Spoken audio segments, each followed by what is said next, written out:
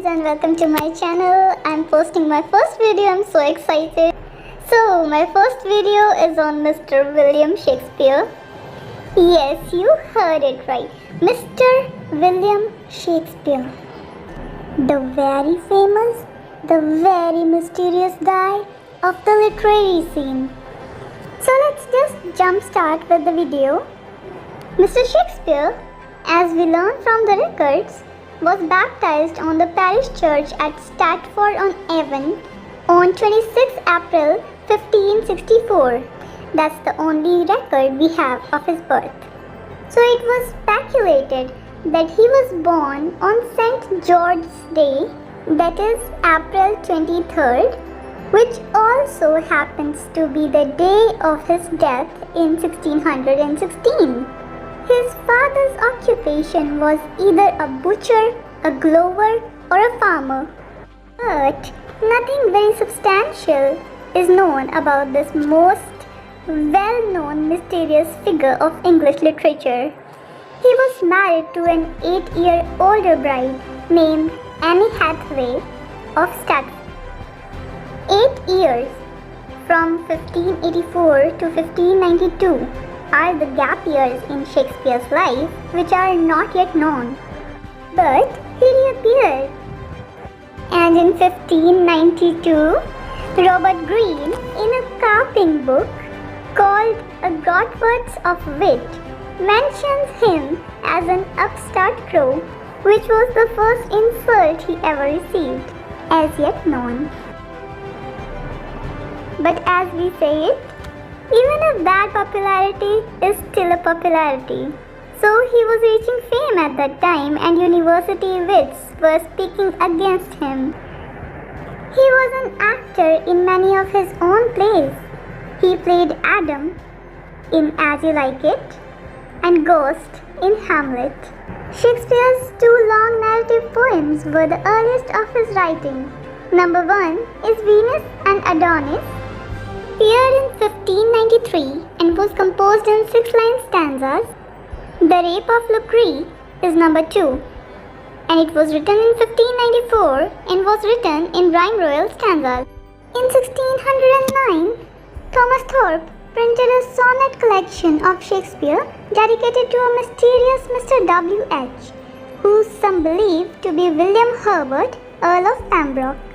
This sonnet collection has 154 number of poems and were divided at number 126, which is an unequal division, of course, by a poem of 6 couplets.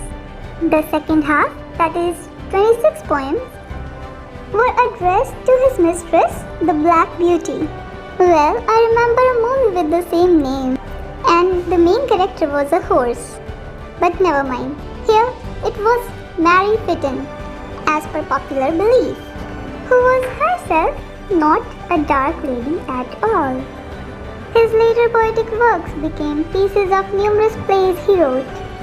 His great perfection of song is found in Ariel's Full Fathom 5, a piece from The Tempest. The rustic quality of Shakespeare's songs was seen in a song in As You Like It, which was It Was a Lover and His Lass. His scholarly ease is seen in O Mistress Mine, Where Are You Roaming, in the 12th Night. Some of the other famous songs are the Willow Song in Othello, Take or Take Those Lips Away in Measure for Measure, the Noble Dirge, Fear No More, The Heat of the Sun in Cymbeline. Hence, if he was not a major writer or poet, he would still be famous as a lyricist among us today. Shakespeare was made famous by university wits or the Oxbridge scholars. How? Let me tell you.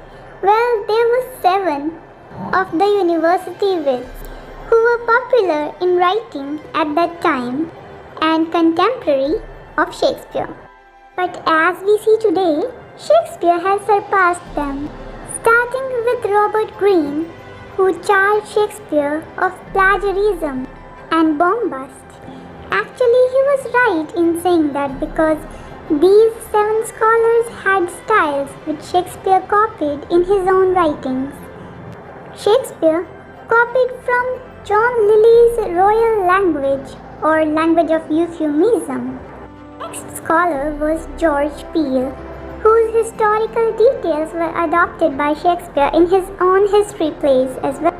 Another is Thomas Lodge. Shakespeare learned developing political scenes and satires from him. Another prominent writer from the university wits was Thomas Kyd, and the whole style of revenge tragedy, as is visible in Hamlet and Macbeth, was taken from Kyd's writing. Sixth important writer was Thomas Nash.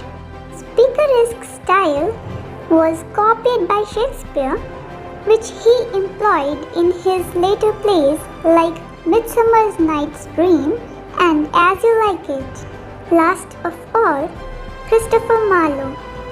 His style was copied word by word in Shakespeare's own writing.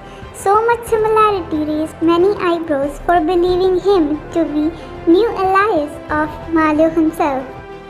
So guys, what do you think of this? Do you believe in such accusations against Shakespeare? Please tell me in the comments below. I'll be waiting.